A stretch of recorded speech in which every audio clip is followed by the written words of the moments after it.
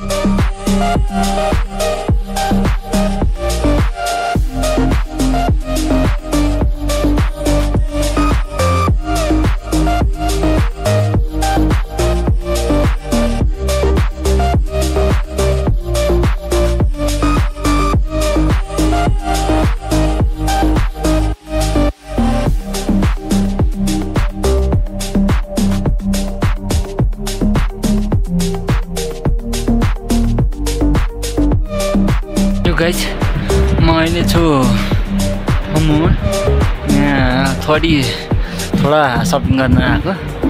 अब उकालो चढ्दैछु, यहाँ माथिबाट आएको। उकालो चढ्दै गाह्रो भयो। थम्मु भनेको चाहिँ यो थामी जाने बाटोमा, नाम्चे र थामीको बिचमा यो बजार छ।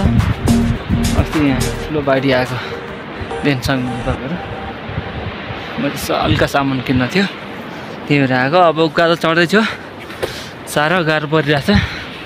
एउटा ब्यागमा सामान मात्रै बोक्नु पनि। हेर्दै गर्नु होला मेरो ब्लग। यसरी नै मेरो दिन आज सकिन्छ।